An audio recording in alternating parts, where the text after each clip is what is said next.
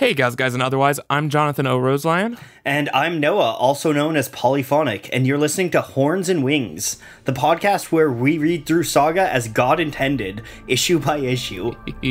And this first episode, we are looking at, believe it or not, the first issue. I am so jazzed for this. Let's do it.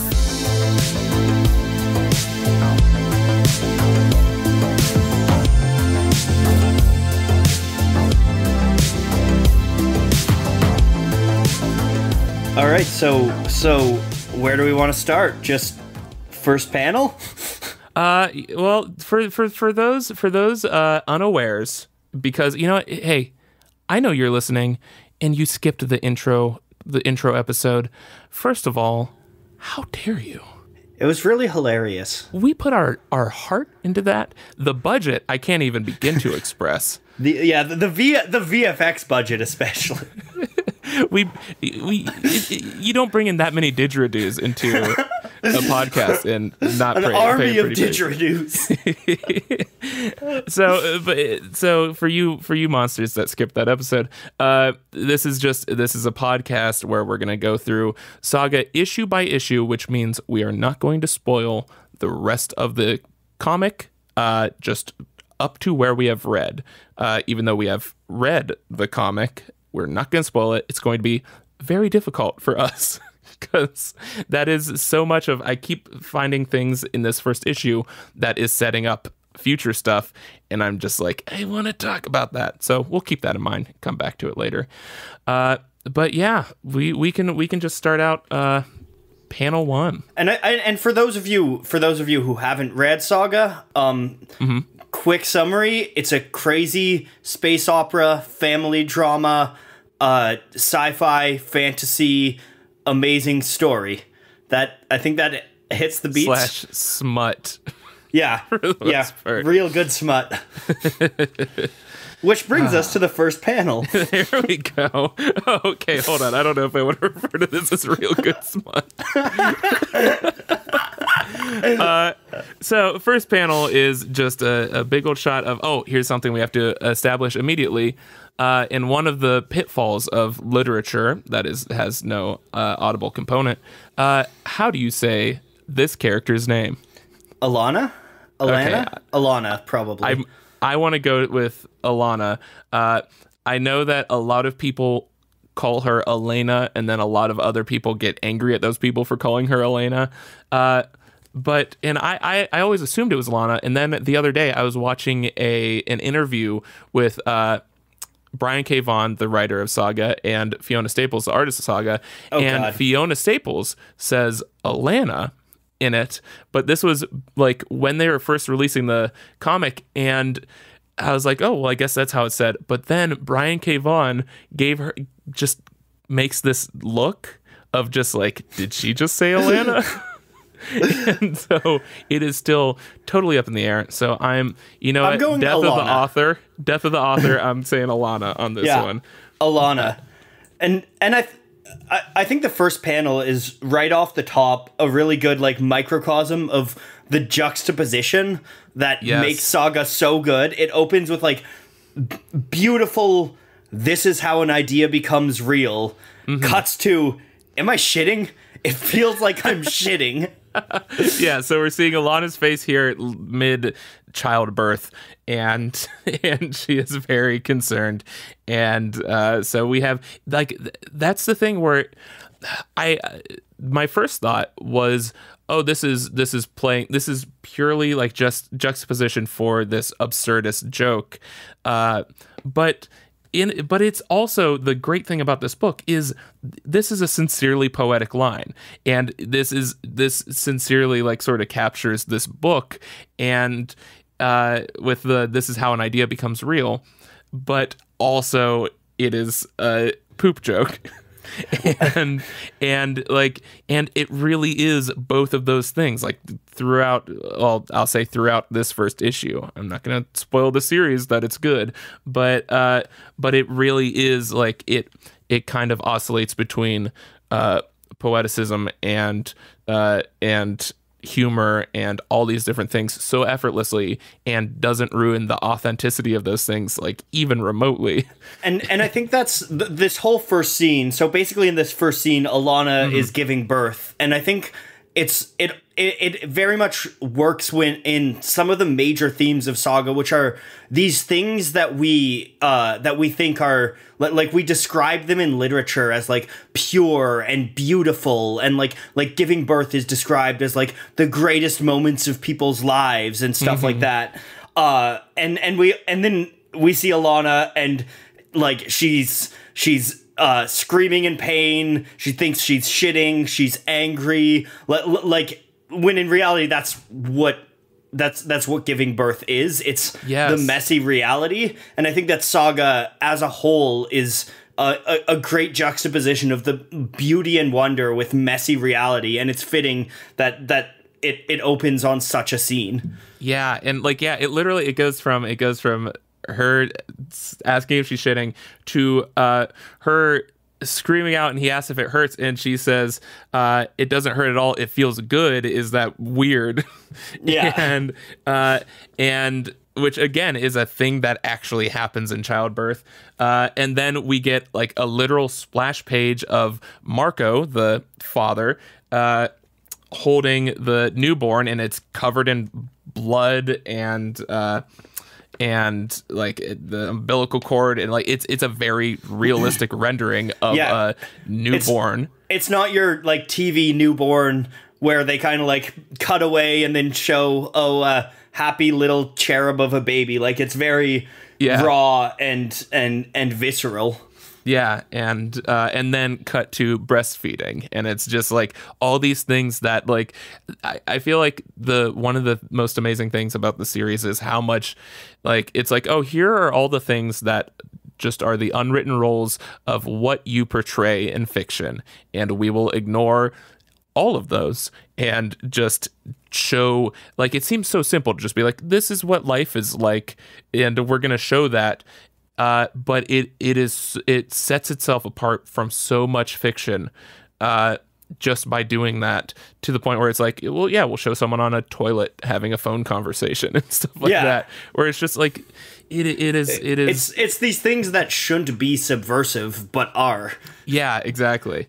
And we also get, like, I feel like even in the first lines of each character, we get such great establishing lines and dialogue here, and by the end of the scene we know exactly who these people are. In my notes I literally have just put, Marco is such a sweetheart. Yes, that's what, because he's like watching her give birth, and his first line is, "You have never been as beautiful as you are right now," with a big grin on his face. And we should also point out these are clearly two different types of aliens. They're mostly humanoid, except Alana has wings and Marco has horns. Which, you know what? Now that I think of it, that'd be a really good name of a podcast. I would invest millions of wings dollars. And horns. If I were the owner of a mattress company. Hold on, this mattress, what kind of box does it come in? Because if it's the size of a mini fridge, I think we're set here.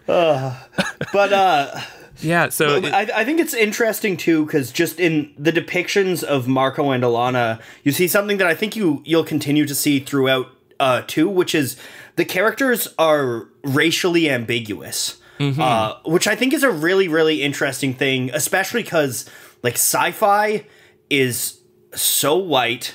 Fantasy. Oh my god, fantasy is and it's so interesting because I mean there's all those black slaves in Game of Thrones. Is that diversity? It's so interesting because they're not explicitly like given race, which also they're given race of moonies and wings. But they shouldn't necessarily, we shouldn't have our Earth races applied to the sci-fi beings. Yeah. But at the same time, that's the justification people use to make the universe all white, right? Yes. Like instead, like I've talked to various people, and like you can read Marco in a number of different ways, and same with Alana. And I think that's that's part of the wonder. And I think that's one reason why and they've said that they won't do it, and I really wouldn't want Saga interpreted as a movie, because I think that these characters give all kinds of people images of themselves however they want to view it. Right. Yeah, and I think that's one thing that, I just had the idea, because we're going to do these like character focused episodes between comic arcs, but it's always been a fun thing for me, no matter how much I don't want to see it. It's always been a fun thing for me to do like fan casting of who these characters would be, and I would love to do that for individual characters when we get to their like specific episodes we do about them. But I am always amazed by like the racial diversity of those fan castings, especially for Marco's all over the place. And like, so you are just right up front getting, that's the thing that like I love about these opening pages is that like we immediately get that Alana is very blunt and foul-mouthed and almost always makes it about sex immediately, and is fucking hilarious and great. And then we get that Marco is this sort of like very corny sweetheart, hopeless romantic. Yeah. He establishes, this is one thing that I absolutely love about this, and this is like my writer brain kicking in, is the fact that there is not that blatant exposition in the first scene. It's always hidden in like to establish that Marco's taken this oath to never use his sword again and never commit an act of violence. Instead of just having him say that or having the voiceover say that, they have him trying to chew off the umbilical cord of the baby. And she's like, you have a sword, just use a sword. And he's like, I made a vow. I have to chew off this umbilical cord. And so stuff like that, which I'll get into a bit more later, but the efficiency in that storytelling of it's so rarely just straight up exposition in this ridiculously like complex universe that this is. It's always mixed with character moments or comedy and stuff like that, which I love. It's very tight. I mean, later in this episode or in this issue, there is some exposition, and that's basically like the only, or at least some of the only like clear, easy exposition that they have in narration. And that's just basically to set up the premise. And outside of that, like the story is just so tight. Yeah, and that thing is, it's like a 2-page thing that's basically like a delayed Star Wars opening crawl. But like shorter. But yeah, so from there, once we establish these characters, and Alana's given birth, and it's a baby that has both horns and wings. Oh yeah, for those that don't know, we should mention, I don't think we've mentioned, Alana has wings and Marco has horns. Other than that, they look like normal humans. That was the whole thing I said. Oh yeah, we should name a podcast after. Yeah, with the bit. You know, I wasn't listening. That, dear listener, is inefficient storytelling. We just want to give you that diversity of perspectives on this to make you appreciate it more. So yeah, they're debating on, which this is something that I feel like I've noticed before, but I did not retain it. The fact that they're setting up the baby's name by her saying that her eyes are not the same green as hers, but they're not quite brown either. Yeah, I missed that. Yeah, and so we might be setting up a certain baby name later. But here comes the action. Oh yeah. So this is they do such a good job of setting up exactly what are the rules of this universe, because it is not pure fantasy, it's not sort of historical, it's not futuristic.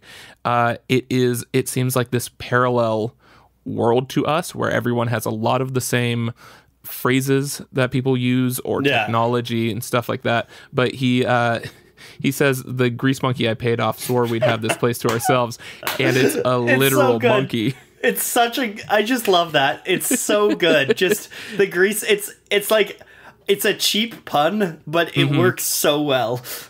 Oh, by the way, I wanted to get your input on this. That the last panel right before things start popping up is there. Alana and Marco get into a bit of an argument about the name of the child and whether or not they're going to do something called what was it? Wing bleeding. Wing bleeding. So circumcision. Yeah. Pretty much. Yeah.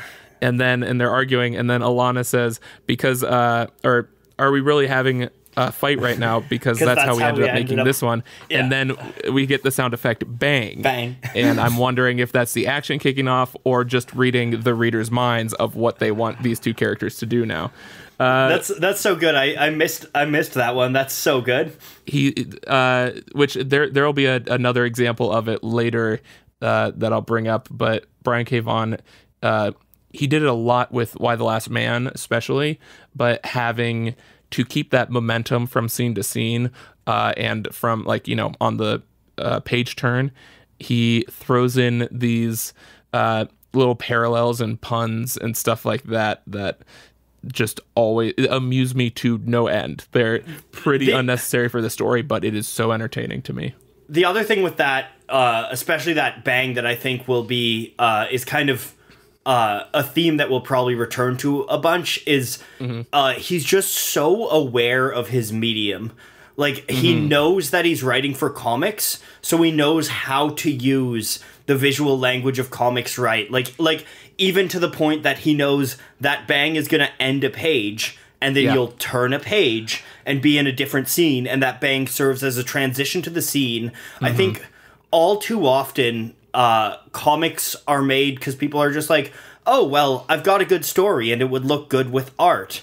But that's not necessarily what a comic is. He really uses the medium to its most, and that's, again, part of the reason why I think Saga shouldn't be adapted, because in any other medium you would need to change it drastically, because it is a comic at its heart.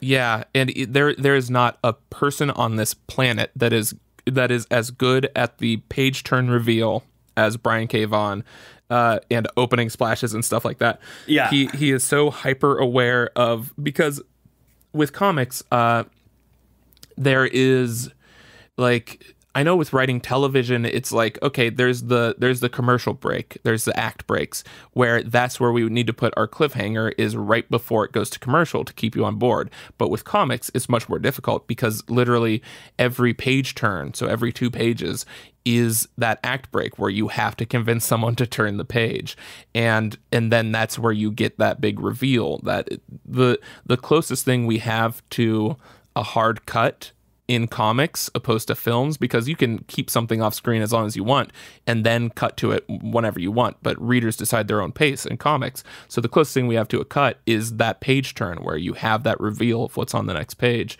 And he is so hyper aware of that we will get the best page turns and the best opening splashes, and just it is good comics making. 1,000,000%. Even the little details. So on the next page, this actually works. On the next page, we see that Baron Robot the 23rd, or also another thing, Baron Robot the 23rd or Baron Robot 23. Yes, I was trying to figure this out, because we'll get to other characters that are named that are robots with those with this convention. Yeah, and surname, is that it? I don't know, but you see characters refer to, like, instead of Prince Robot Fourth, they refer to him as 4, and it's just like, are they saying the 4th? Because it's literally the Roman numeral IV. Yeah. So it's like, are they saying the 4th or are they saying 4? Because that would be weird to call a guy the 4th. But they also call someone the Will in this, so yeah, hell if I know. But in my mind, I always call him Prince Robot the 4th. Yeah, but I really love that idea. I think this has been kept pretty ambiguous. But I do love that idea that they're the equivalent of this robot race is the equivalent of iPhones, where it's like iPhone 10 or whatever. Yeah. It's like this model of Prince Robot. There's so totally much to get into with the robot race that we'll definitely get into later. But that's another thing that's awesome about comics is you can have that ambiguity. Yeah. And you can imprint your own reading of it. And this comic very much uses it to its benefit. So yeah, the scene we're diving into here. This is when I was talking about kind of the medium of comics. So Baron Robot and a force of clearly soldiers break into the room. And what I love is there's a big explosion and it's so subtle, but just the corners of the panel are blown off. Yes. Like and people do lots of fun stuff with panels, but this is such a subtle way of doing it where there's a little bit of the panel blown off, so it feels kind of like it's shaking, but it's not like I've seen ones where the explosion is the shape of the panel or things like that. Right. It's still a very rectangular panel, just corners blown off. Yeah. No, it's so cool. You'll notice in other issues, like sometimes if there's snow falling in a future scene, it'll start falling in a previous scene, like in a previous panel, and just this weird sort of transition that you cannot do with film, except maybe like Edgar Wright with Scott Pilgrim or something could probably pull it off. But other than that, we have this Baron Robot, the 23rd, coming in with winged troops. So it seems to be all the same race, possibly species as Alana, with the grease monkey. That's a literal monkey. And they're trying to break into where Alana and Marco the garage where they just had their baby. And it's not looking good. And it seems like they are the enemy of the people for whatever reason. And then another race shows up. Well, quickly though, there's a little detail that I love here that I think speaks to the world building they do. One of the soldiers looks at Marco when he's talking and says, "Is that Mooney speaking language?" Yes. And I think it's interesting because it shows just how far apart the wings and the horns are and how they view each other, where they don't even the wings don't even think that what the Moonies speak is another language. The wings just have their language, and what the Moonies speak is whatever the fuck else, right? Like it's not even capital L language. Yeah, it does such a good job of. I love how they waited until this moment to introduce the fact that Marco and Alana are not supposed to be together, that they are part of warring species, warring from different worlds. And also, am I allowed to say Mooney? Is Mooney a slur? I think with how much this comic gets away with, we're fine. So and that's another thing where it could have been exposition of like, hey, they're not supposed to be together. Yeah. How they shouldn't have a baby, but it's literally like it is a natural, it seems like a natural reaction from this soldier, like a believable reaction. Yeah.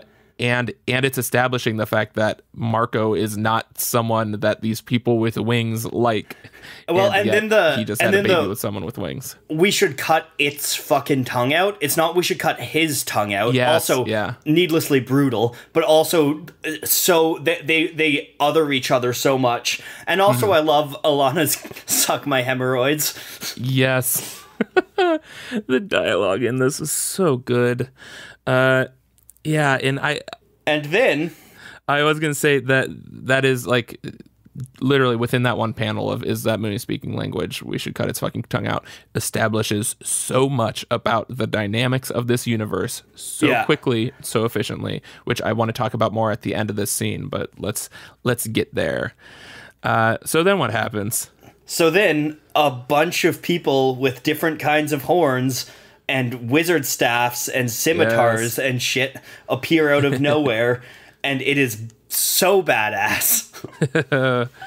They are ridiculously cool. I do wish we'd see more of just these whole gangs of fantasy warriors. And these are things that like sets up a trend that I love with Saga, where these things aren't explained. So Marco has ram's horns.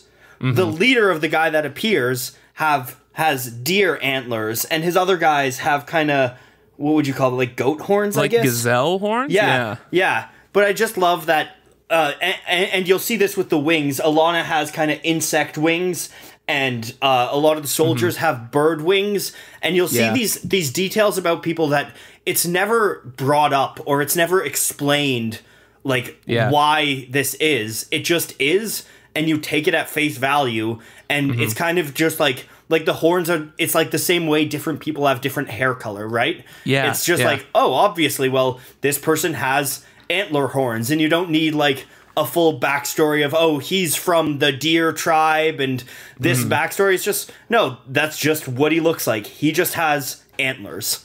My favorite horn is coming up in a few scenes, which I will try to remember to point out.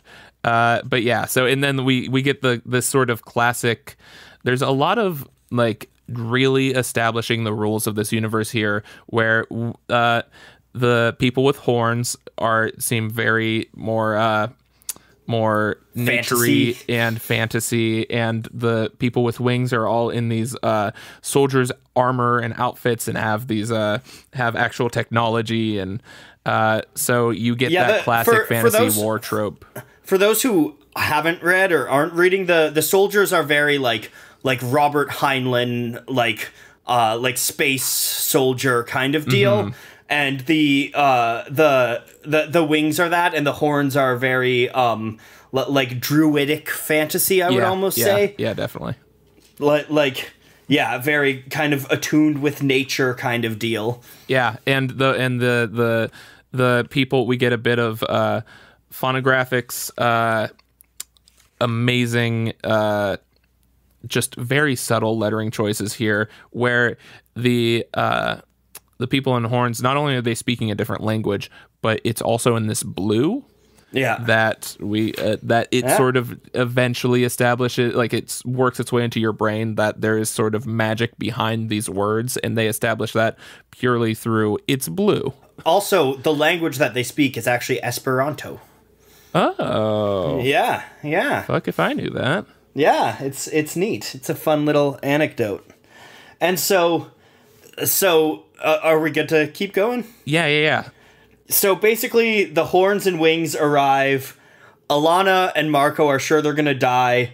They tell each other that they love each other, and all fucking hell breaks loose. The horns are shooting blue lasers out of their swords. The wings are shooting red lasers out of their guns. There's a big battle, a beautiful, gory battle. Yes. Which is another thing that Saga really does not skimp on the gore, but it also doesn't revel in it the way something like Preacher does, right? Yeah. Like it's not your PG like cut and there's no blood on the sword. Like it shows that war is very violent, but it's not celebratory of that.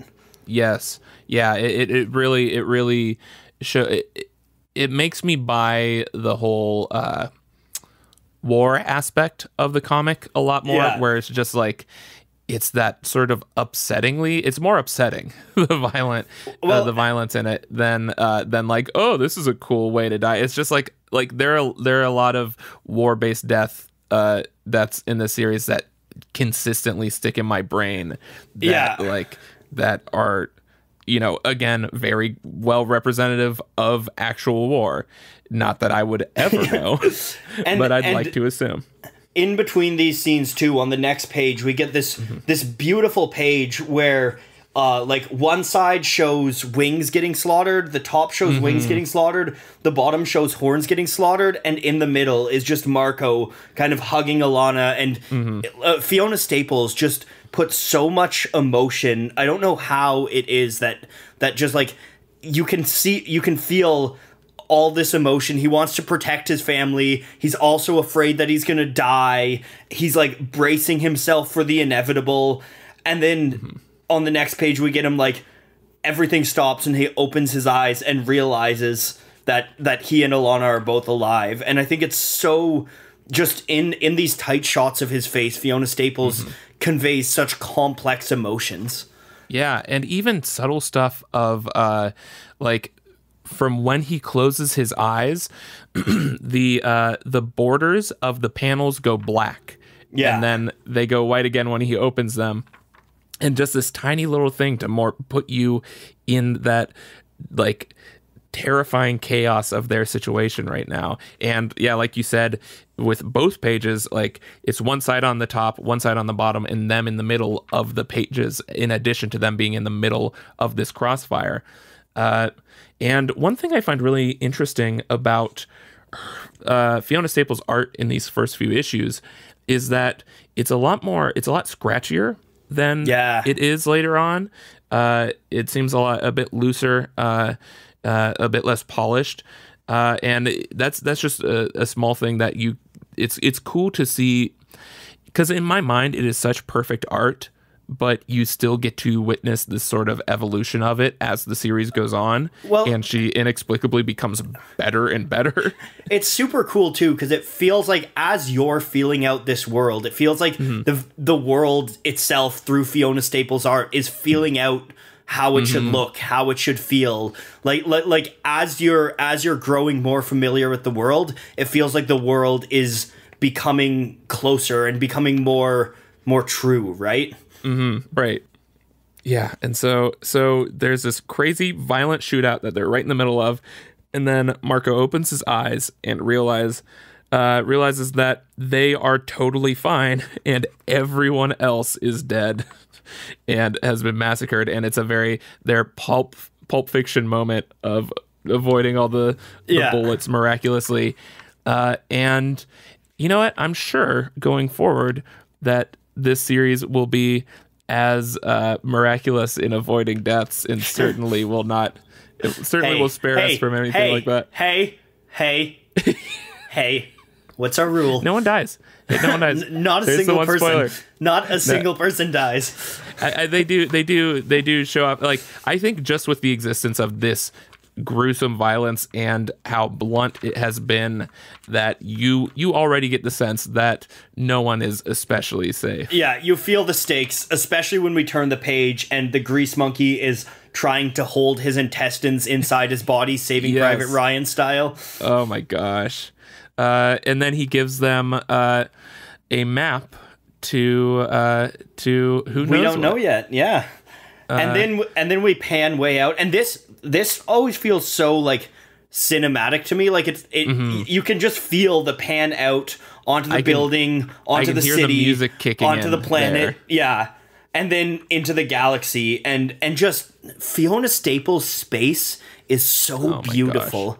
I don't even, because I mean, so many people do space in really beautiful ways, but there's something so soft and warm about her space. Especially since she actually does because all of the voiceover in this is handwritten, and it doesn't have any caption boxes or anything, and she does all of that handwriting herself.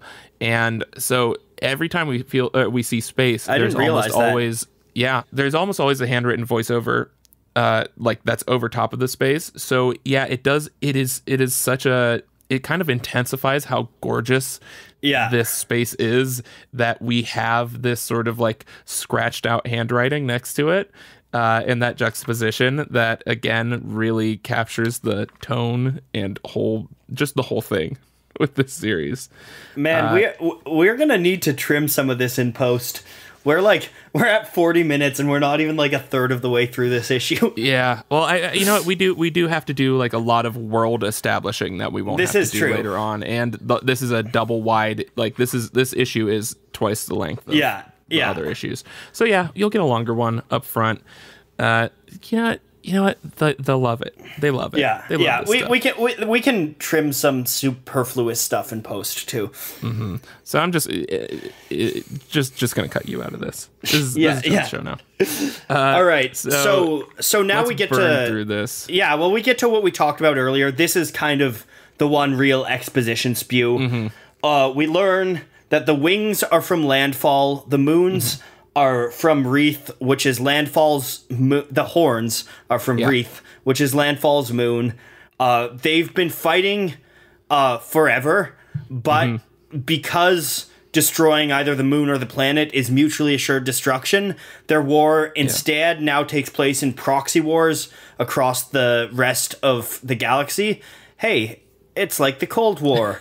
Yeah, and I love the just that little detail of like, well, yeah, if you destroy the moon, that's going to screw up the orbit of the planet, and like or vice versa. And just a little well thought out detail like that really shows. So Brian K. Vaughan has actually been working on the story of this world since he was like in middle school or something. Oh, I didn't realize that.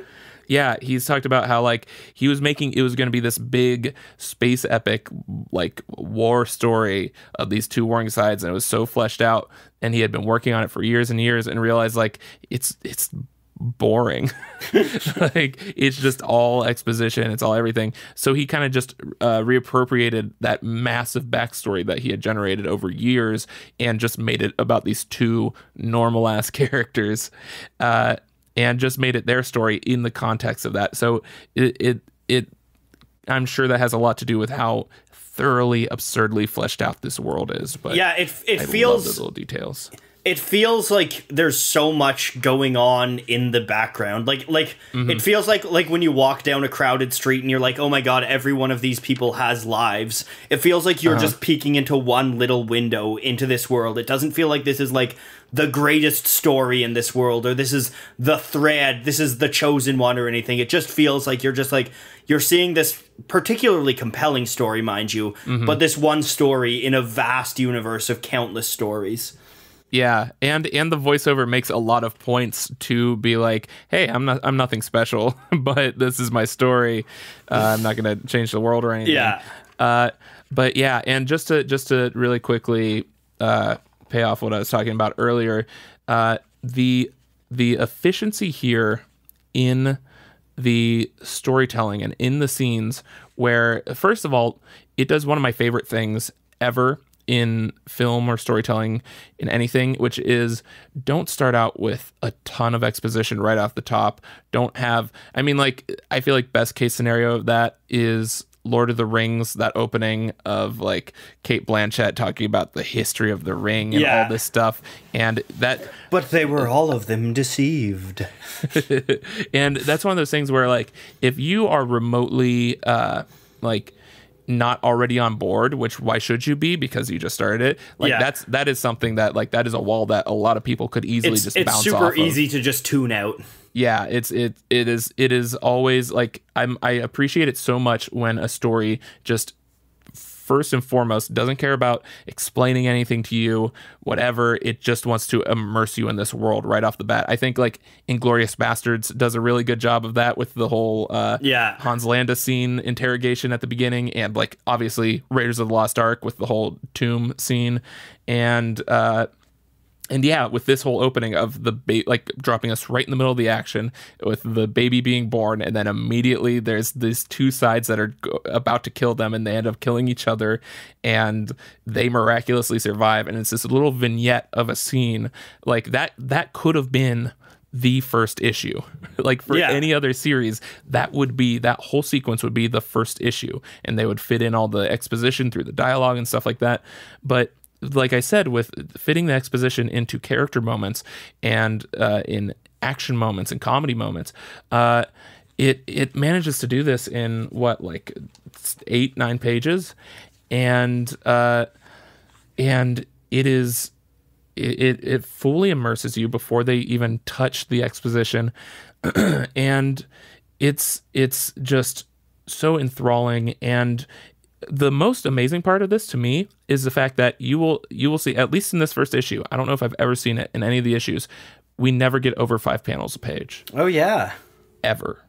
Yeah. Like that is such a rarity for comics, to where it is, the average is probably about 7. If you get someone like you notice on Matt Fraction and David Aja's Hawkeye run, he'll do like 16-20 panel pages and these tiny little simplified characters, but that goes so far into making this world feel as fleshed out as it is because it's never confined by small panels. It is always these big massive panels every page, and there's breathing room. Yes.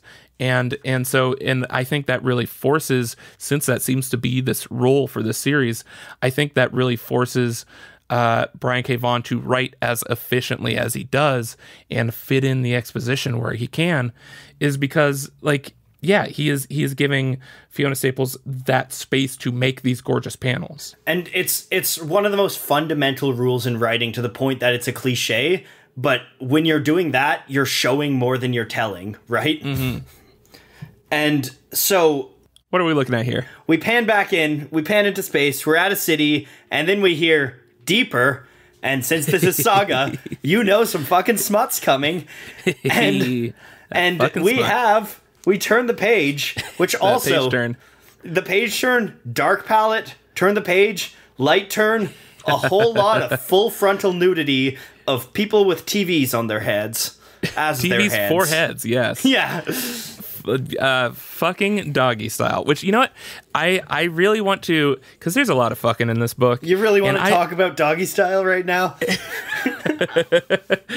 You know what, I want to be more specific, because there's so many types of fucking in this book. This is true. I'm not talking about positions, but I want to talk about just like there's love making in this book, and there's straight fucking in this book, and there is all, like, there are so many types. So we're gonna inevitably be describing a lot of sex scenes. So I wanna really zero in on the perfect word for each sex scene here, and I really think this one could be described by boinking. I say they're boinking. They're boinking. One. We're gonna have a whole dictionary of sex scenes. Yes, it's the whatever that nonsense old thing about native people having 57 words for snow. Yeah, we're gonna have well over 57 words for screwing, for boinking. So they're boinking. They're boinking. And their screens are both blank and white. And then we get a brief flash where the man screen sees a bloody horn, and then he is literally turned off. I did not make that connection. His screen shows it's a very ambiguous, it's a bloody horn, and then he's turned off, and then they pan out. Him and his partner are both turned off now, and she's saying, is it the new leg?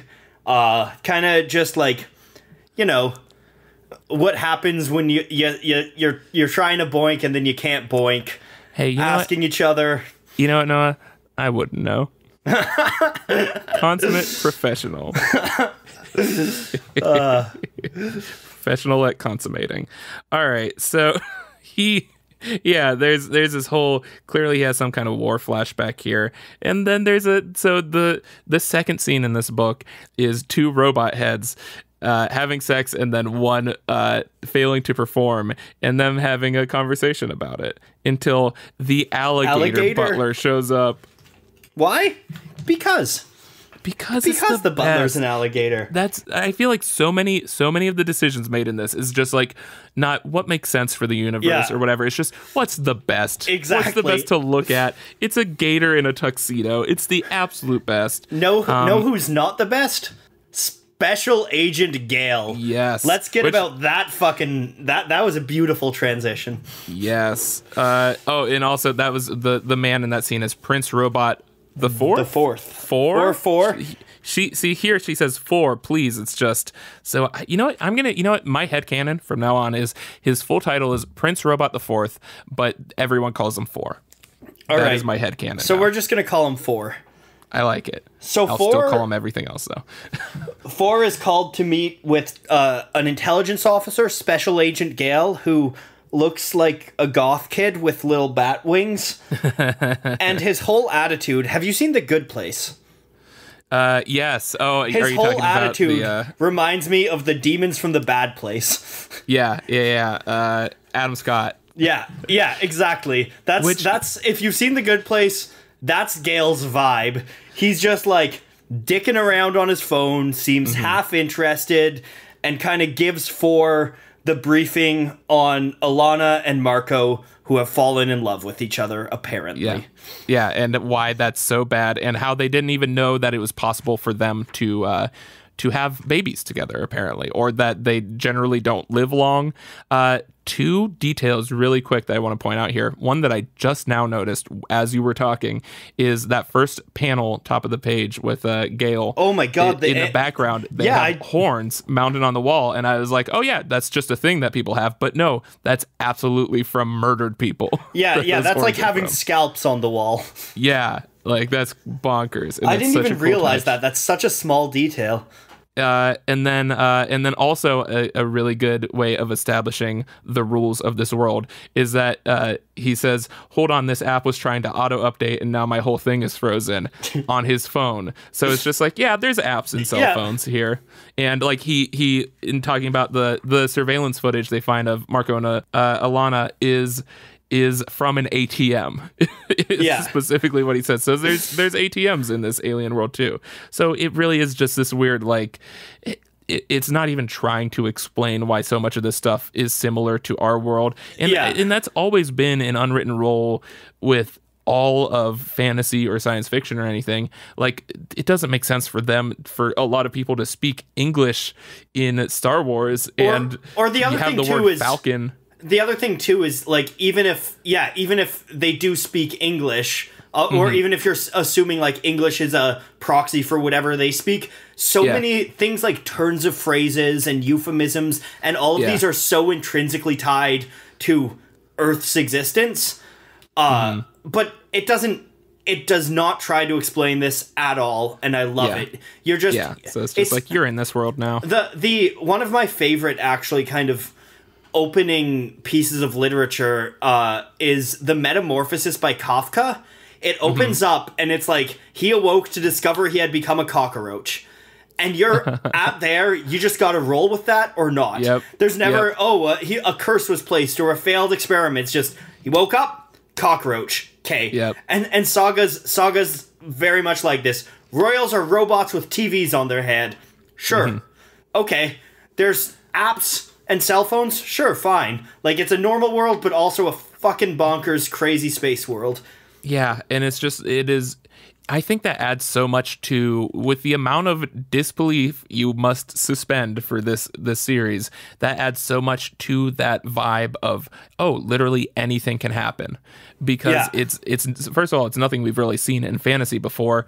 And it's just this like idea of there seems to be no logic or reason beyond this is entertaining for a lot of the actual world building, and so you just like so it just allows for all these amazing moments, like literally opening the comic with her asking if she's shitting, that you're just like, yeah, this is a fucking ride, and I am very much down for it. Anything else important? Yeah. In this scene, I think too, one thing that really, I don't know why on this reading it really struck me, but like, so this whole scene, Gale is kind of briefing 4 on his mission. He's gonna hunt down these people, and 4 just seems so relatable and human, even though, first of all, he's like a royal clad in clearly like aristocratic garb, which already usually distances people from the average reader, but then he's also a gray dude with a TV for a head. But he's just like, he just wants to settle down and start a family. And I feel like maybe now that, like, when I first read this, I was like 20, and now I'm in my like mid 20s. I was reading that and I was like, I get you, 4. I get you. Yeah, and that's, you know what, that's one of the things, like I said, this every main character we're introduced here, or every character we're introduced to here in this first issue, it establishes their characters so well and so quickly. But I do think that 4 is the one that we still just, I mean, it's literally what, 6 pages that we get of 4 showing up.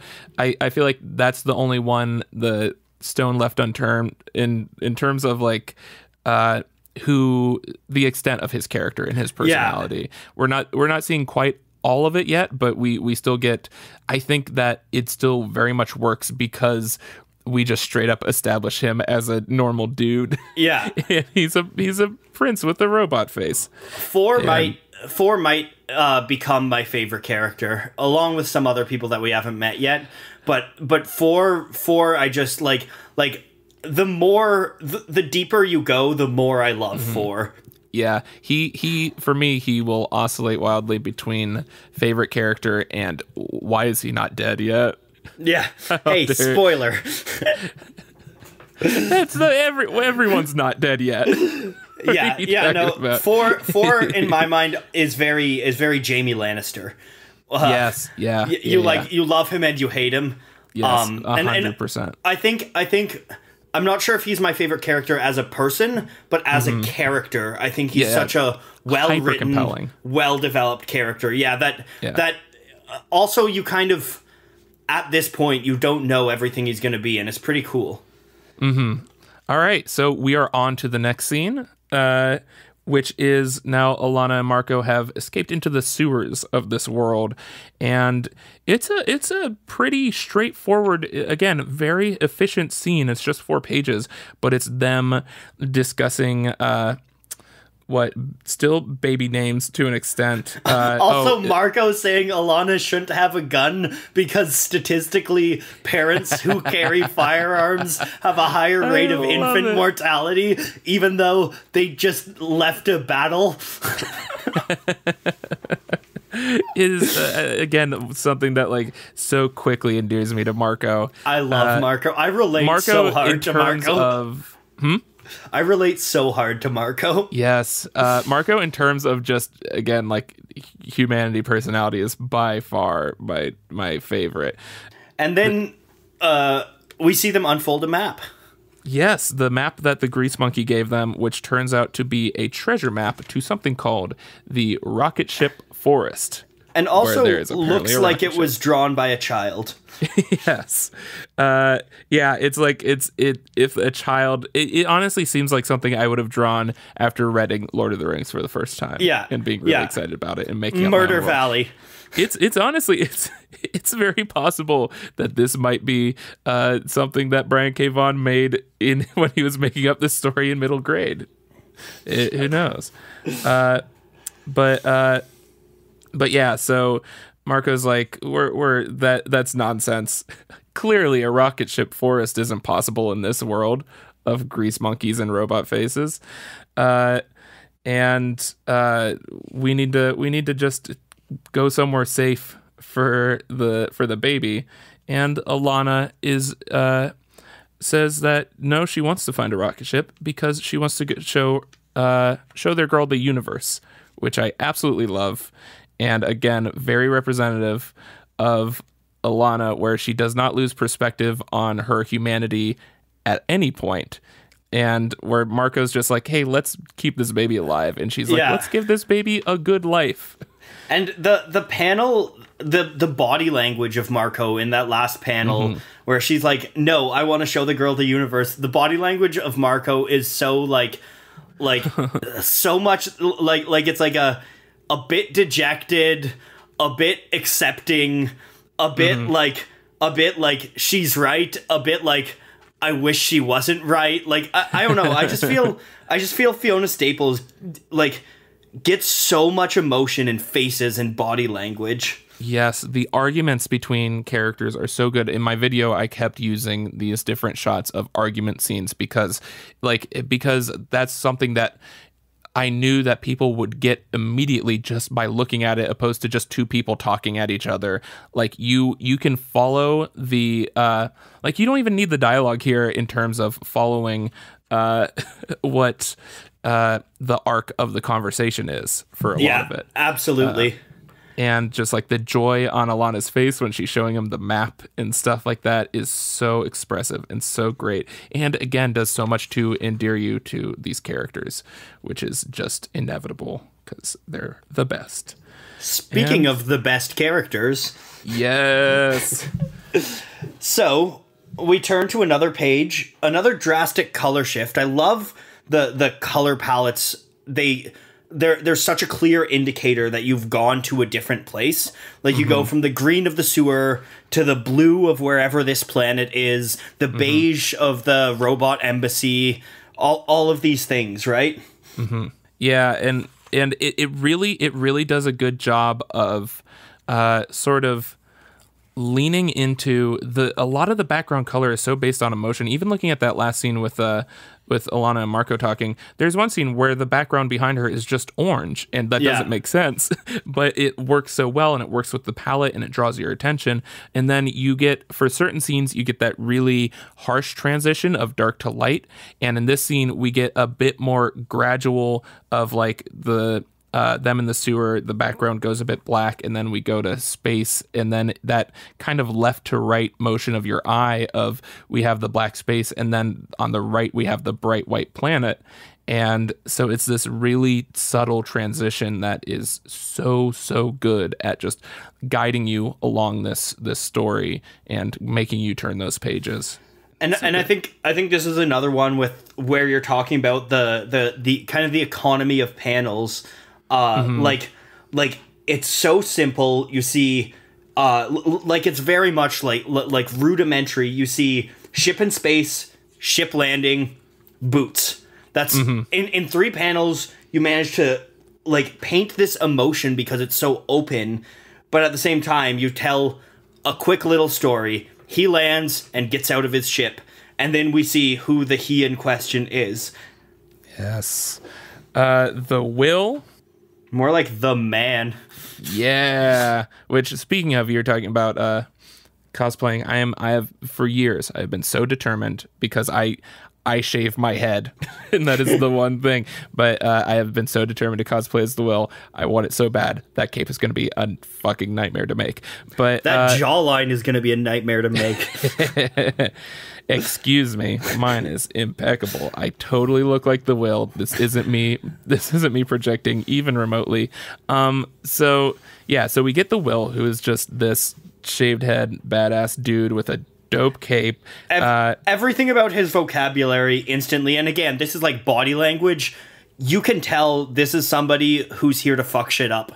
Like, he takes no shit. He takes a drag of a cigarette. He's bald. He's got... I can't stress how dope the cape is. Yeah. And he's got a giant cat next to him. Yeah. In any other comic, this is your main character. And it's cooler than the main character of any other comic. And then, he has this sort of... What did you say? Like, aqua blue... Seafoam green... 3-foot tall, hairless cat... next wearing to him wearing jewelry. This gold chain around its neck, or gold necklace. And again, no dialogue here. Big semi-splash establishing shot of these two. And I generally love like how long the Will takes to get real dialogue. Like he says a couple things as we turn the next page, but even the next spread, he's got like basically he's got 3 or maybe 4 bubbles depending on how you count them. But this spread, it's just so visual and action driven. Oh my gosh. It literally, the page turned to a massive, like, it looks like something that Hercules would fight. Yeah. And this horned beast that's 40 feet tall. And then he just says to it, "I'm here to see somebody named Vez. I have an appointment." Which, again, showing how much this world will constantly surprise you. Because the thing literally roars at him. Yeah, and it's like, okay, well, maybe that's just Vez's secretary. Yeah, and then cut to the thing breathing fire at him, which he blocks with his cape, and very quickly disposes of by grabbing gunpowder from his sort of holster area, chucking it into the flaming mouth, and blowing up the head of this beast. And he seems very sad to do that. Yeah, getting viscera all over his face as he does so. Yeah, and then we get what I mentioned before is my favorite horn. Oh, Vez's horn? Is Vez's massive unicorn horn. Yeah. Which I love that, like, that's another thing they do to sort of take advantage of these attributes to show you what kind of person that is.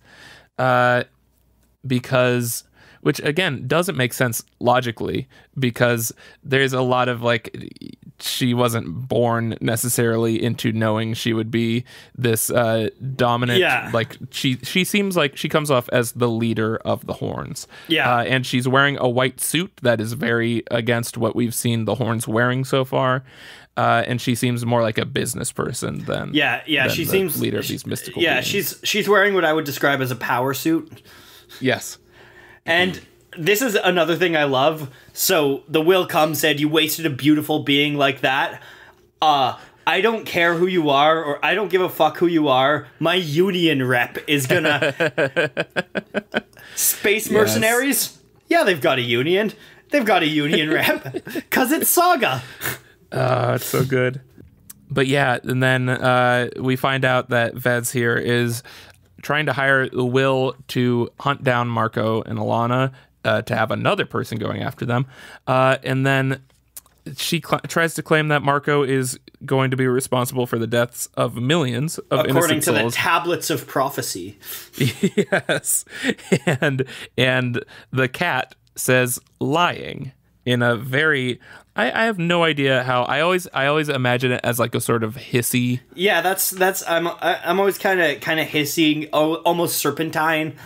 Yeah, honestly, the snakes in Harry Potter is kind of the voice that I'm getting for this. But that this is we established that this is Lying Cat, who the only word that Lying Cat can say is lying, and is a living lie detector. Yeah. Calls everyone out on their bullshit. And literally in, what have we gotten? Really just 3-4 pages with these characters. We've established that this book has a Han Solo and a Chewbacca. Yes. and which are two archetypes that I've seen attempted a million times. But the fact that this book immediately has you on board for these two... so on board. I'm so on board. Like, at the level of my love for Han Solo and Chewbacca, like, just immediately, again, just shows you how good they are at establishing these characters. It's stupid. It's stupid. I'm upset. Name a more iconic duo. I'll wait. And then we get another classic page transition after Vez gives the Will his job, says he's on retainer. We get the Will looking to Lion Cat. What kind of asshole brings a Yes. What kind of assholes bring a kid into the world? Like, Jesus, I can't do this. You read it. I got this. What kind of assholes bring a kid into worlds like these? Cut to Marco and Elena. Oh, I said Elena this time. Marco and Alana saying boom, as in these assholes. Which is, this is the one I was referencing earlier, where it's such a why the last man transition. And honestly, I am so fascinated to see things like that he's bringing in from his sort of style in other books. But the thing that I am most impressed about by Saga, which I think probably has something to do with this being by far my favorite book from him, is the fact that he doesn't get to make a lot of the references that, I mean, he makes a lot of them regardless, but he does not get to make a lot of the pop culture references that are like riddled throughout every other book he does. Like, they've, to the point that I've seen a lot of people criticize the amount of pop culture references he makes. I enjoy a lot of them, but I do think that they sort of became a crutch for him. Yeah. And to see him sort of abandon that crutch, and it turns out that he can fucking run a marathon without that crutch. Well, it's the Joss Whedon thing, right? How everyone's like, Joss Whedon only relies on snappy dialogue, so he writes an episode of Buffy where everyone gets their voices stolen, and it's amazing. It's definitely a fuck you kind of moment. Yes, and so it is so cool to like, that's the thing that really impressed me, because it got to the point after just the fact that was such a recurring thing in everything he did. And he also, I don't know if you knew this, but he wrote for Lost. Oh, really? I didn't know that. And what's his name? the guy that was the showrunner on that and Leftovers. But the showrunner was apparently saying like, man, I wish we could get a Brian Bendis type for the writer room. And then eventually someone just said, or not Brian Bendis, it's the other Brian with a middle initial, Brian K. Vaughan, who's bald and from Cleveland. They're the same person. Fucking convince me otherwise. But he's like, oh, I wish we could get a Brian K. Vaughan type to write specifically Hurley in Lost. And then someone was just like, why don't you get Brian K. Vaughan? He's like, oh yeah, I run a massive show. This is absolutely a thing I could do. So they brought on Brian K. Vaughan, and yeah, he ended up writing a lot of the Hurley stuff, which are some of my favorite episodes. But again, perfect for him because Hurley's constantly referencing like Star Wars and stuff like that. Yeah. So it got to the point where I was like, I started questioning like, man, am I enjoying this because it is purely, sincerely great writing, or because he's sort of pandering to me and my nerd sensibilities with all these references and stuff? And this comic proved me wrong in every way possible. But he's still pandering to my love of ATMs and union reps, so there's still a little bit of it in there. But yes, so good on you, Brian, for fucking like I'm sure this was at least somewhat intentional to do a project where he couldn't do that anymore, and because that was a critique I heard for years. But yeah, so we see them coming out of the sewers and following their treasure map, and we learn Marco is saying that horrors come out here. Yes. Alana says horrors are made up and don't exist. Marco says, I've seen horrors. Or a platoon a scout in his platoon saw them. Red glowing eyes, etc. And this is another one where you were talking about kind of like hints of the panel. We see like throughout these panels, we see like it looks like it could be snow or something in the air, and then as we get more. As we progress further, we realize it's ash because we see glowing embers in the air, and then we get the best panel ever. Oh my gosh, our first double page spread of a turtle, massive battle scene with a 100-foot tall turtle shooting lasers out of its eyes to blow up a spaceship. And it's worth noting the turtle seems to have tents of some kind on its back. Yeah, and it's almost ladders. that Lord of the Rings elephant thing where it's like he's mounted with these it might even be like a base of operations for all we know. Yeah, and fighting off these sort of almost like marine life spaceships. Yeah, Kabuto-like. Yes, yeah, exactly. And it's down in this canyon, and the battle has apparently destroyed the bridge that they need to go across to follow this treasure map. And just the little details in this battle, like, first of all, I love that already like coming here, okay, the ships are clearly landfall, the turtle's clearly Wreath, right? Yes. Like, that's so clear. Yeah. And then looking down the battle at the actual figures, you can see the little magic streams and then the bullets coming the other way. And one side of the battle has like winged cavalry coming in. Like there's just so much happening here. Yeah, no, it is gorgeous and really a benefit of them deciding to make this like a double-sized issue, because I get the feeling we wouldn't have gotten this much space for this amazing page turn otherwise. But I love, honestly, artistically, my favorite thing about this first issue is the color palette in this forest scene. Yeah. The purple and orange and deep blues, and it's so pretty. And it's so weird because like I associate Saga so much with bright palettes, with bright, vibrant colors. And other than the robots boinking, it's been a lot of night scenes and a lot of like sort of poorly lit areas and stuff like that. But still, it is just so gorgeous. Oh, I love it. And then they're sad. Yeah, they think they're gonna die again. Yeah, they thought they got away from the battle, and then they walk up, and it's right in front of them, this massive battle. And then we get a pretty important moment, the naming of the child.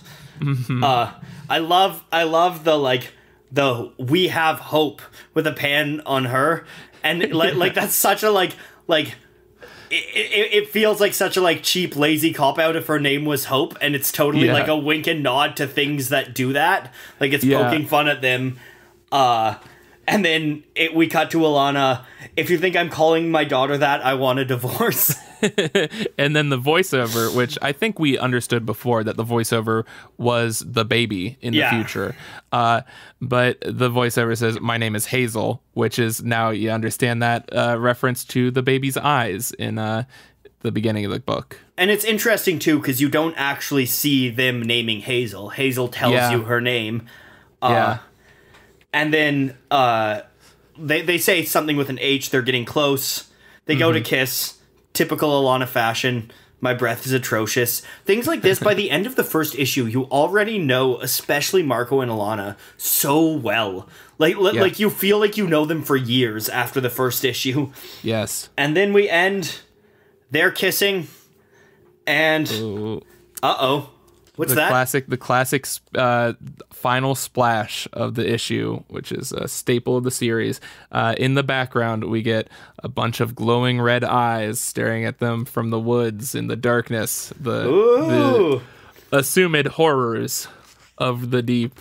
And the voiceover leading up to this says, but thanks to these two, at least I get to grow old. So we're establishing that this baby grows old and like is kind of bizarrely cards on the table, and then on that foreboding last splash, the voiceover says, "Not everybody does," and so we're establishing that there's gonna be some deaths.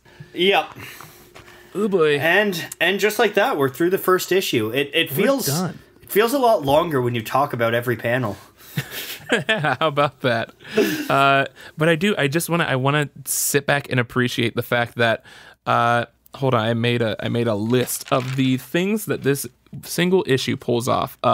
So it establishes our four of the main characters, pretty much our four main characters, thoroughly in the first issue: Prince Robot, the Will, Marco and Alana, and we establish the world constantly throughout the whole series and the dynamics of the world and how it works.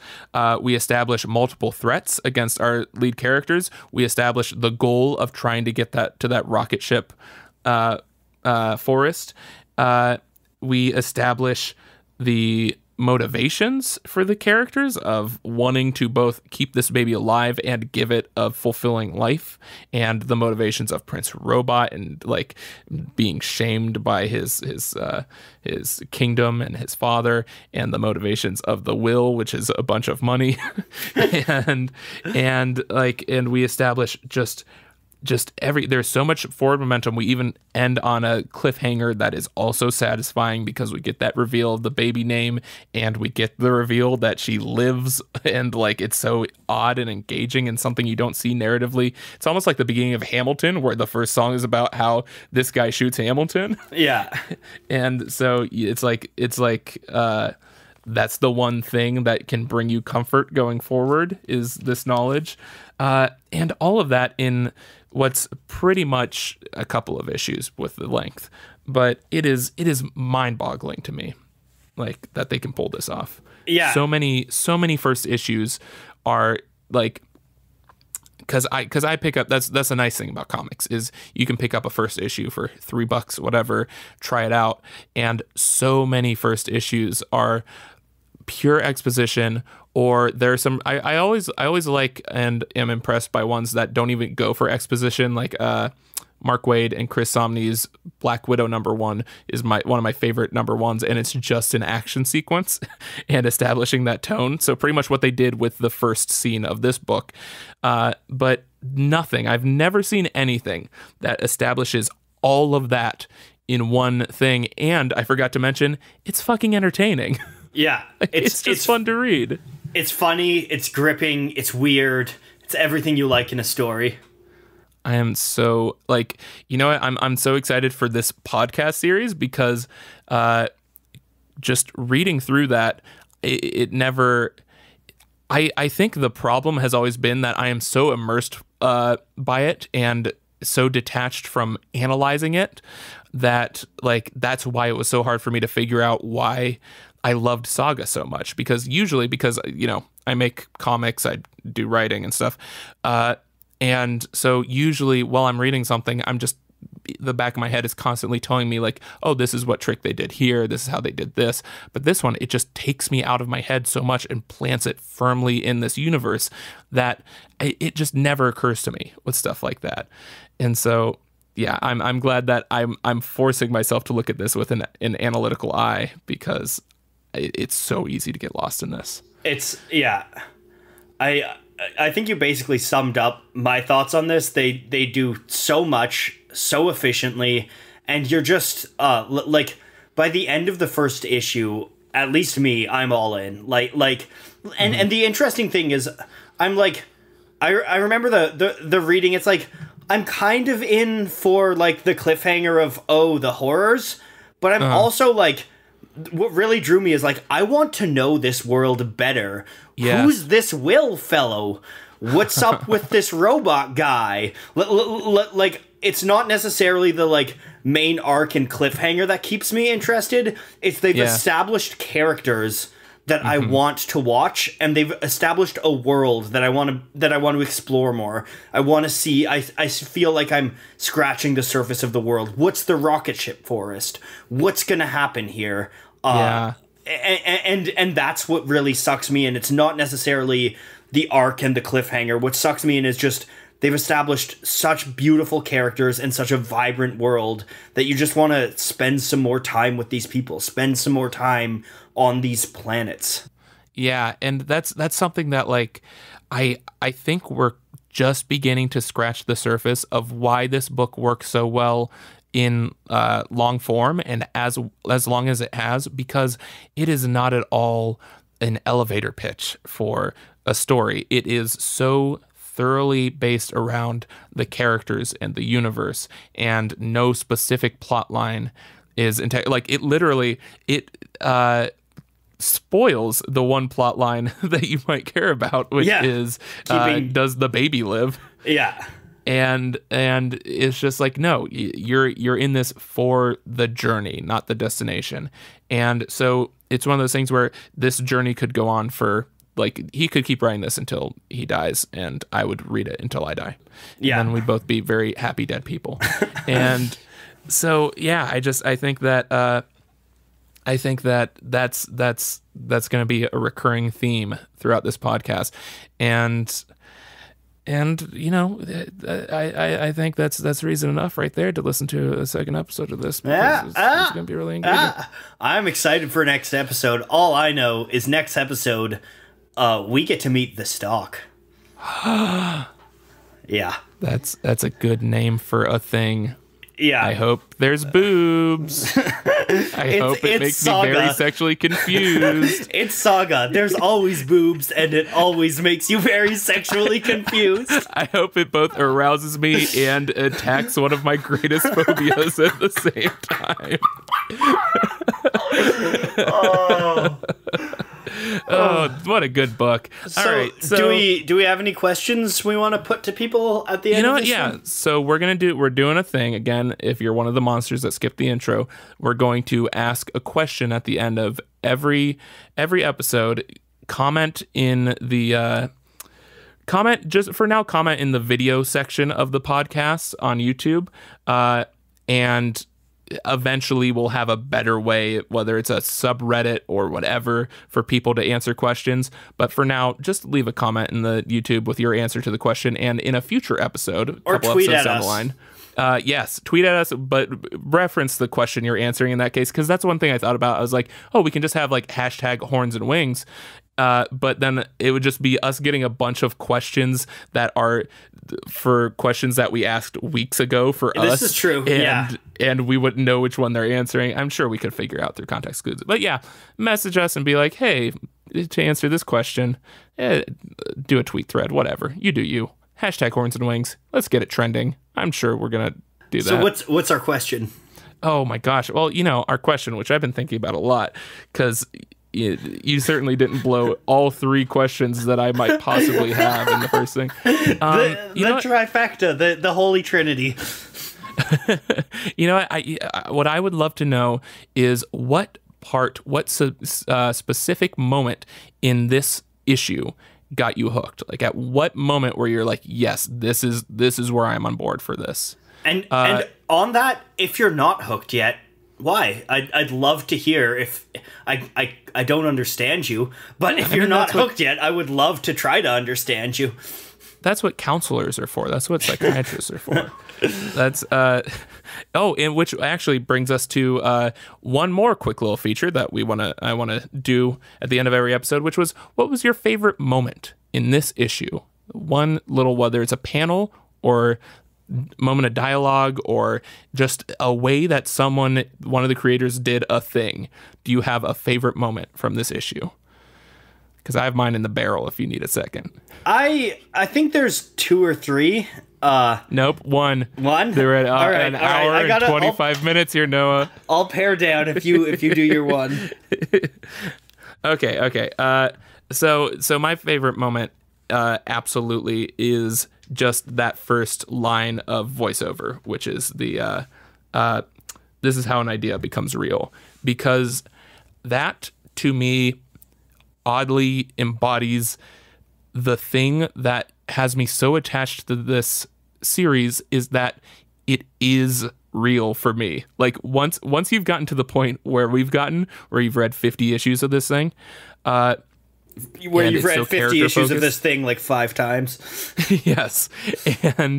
And you've been following it like for years, and it's just this part of your life. That's another awesome thing about, like, this is why I don't want to see it as a film, and at most a very, very long TV series with a massive budget. But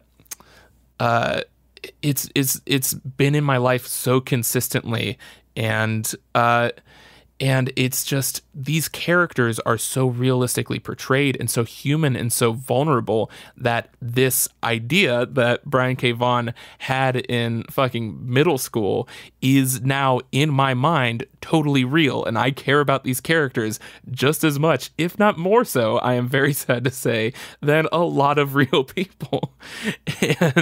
And at least I am more invested in their arc, in their story, in their lives. And so, yeah, I feel like it obviously, right on the surface, that line of dialogue or voiceover works as a quick joke with the juxtaposition of "Am I shitting?" Yeah. But it's like secretly just like, hey, this is the appeal of the entire series. That's my favorite. That's a tough one to follow up. Well, yeah, because it's fucking profound, and that's what I'm here for, Noah. Bring in the big guns. Hit me. I think my favorite, I just flipped back through, and the one that stuck in my mind as my favorite is the moment when the other horns arrive, the moment when, like, all of the druidic wizards pop in. Because I think looking back in hindsight, this also kind of answers the question we posed to the others. That's the moment I'm really in. The first like couple pages are good. It's interesting. What's going on? Okay, it's a sci-fi world. Bam. Druidic antler people wielding staffs, speaking blue Esperanto. Like, I'm about this. I need to find out what just happened, how it just happened, what's going on in this world. And also, it's just so fucking badass. Yes. I feel like that should be the goal for me for any climax of a story, let alone the first few pages. I love that moment where something crazy is already happening and then another crazy thing happens on top of that, and it's just that, oh shit, everything is popping off moment. And it gets that in like 5 pages into this, and it is so impressive, and like it really, like, it brings this energy to it that is so good. I also just like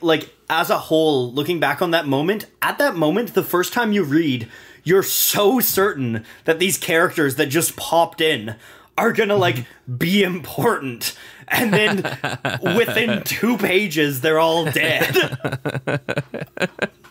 Foreshadowing. Oh man. So yeah, let us know through whatever means you can contact us at this point. Let us know what moment for you really hooked you. And remember, no spoilers. We made it easy on this first question because you're only talking about the first issue. No spoilers though. Thank you. Good night. And Jonathan, if people want to find you, where can they look? Oh, well, my address is 416. I am on Twitter at Jonathan Oscar, JOHNATHON OSCAR. And I run the Make Stuff channel on YouTube. It's just Make Stuff. I think it's YouTube/Make Stuff Studios. That's a better way to get to that. I do video essays there. There's a video on Saga there, and it is a fraction of what we got into here because it's only like 12 minutes long, but it is gorgeous. And I loved using all those bright colors. And then, yeah, Facebook, Jonathan O. Roselion, or Make Stuff. Just follow Make Stuff on everything, Instagram, all that fun stuff. Noah, what you up to? Where you at? Well, if you want to find me, you could go to YouTube and look up Polyphonic. If you like music, you'll probably like what I do. And if you want to talk to me more, hit me up on Twitter at Watch Polyphonic. I also have Facebook and Insta. I don't really use them. Don't bother with those. I like it's more of a warning than a Yeah. So and tell me that you listened to my podcast if you did. That'd be cool. Yes. Oh, that's a thing people say. Subscribe. Oh yeah. Smash that subscribe button. Oh, and leave a review on iTunes? Yes. Yeah. You know what? Maybe we should just make those answer the questions in the iTunes reviews, but we only answer the ones that are 5 stars. There's nothing unethical about that. Don't do that. Just if you have something nice to say, say it. If you have something bad to say, say it. We just want to hear your thoughts, please, and thank you. There was one. Oh, also, if you want to hear episodes week early, hop on to patreon.com/makestuffstudios, and every episode is going to be going up on there a week before it goes up everywhere else. We might move that in the future if this thing gets big enough. We don't know. But right now we're going to figure out how to split the money on that one. So go check out. And there's lots of other cool stuff on there. Video, behind the scenes, all that fun stuff. If you like the actual channel, and comics. There are some comics on there if you like those too. And if you don't, what is wrong? How'd you get this far? What are you doing, bud? And a massive, massive, massive thank you to Brian K. Vaughan, Fiona Staples, Phonographics, Image Comics for making the dopest comic ever. Ooh, I can hear that outro music now. Do you hear that? That's great. That's some good music. All right. What's your favorite thing about this music, Noah? How good it is. Yeah, right? Exactly. We totally know what it sounds like. And that famous final line at the end of every podcast. Hit him with it, Noah. Am I shitting? Am I shitting? Bye.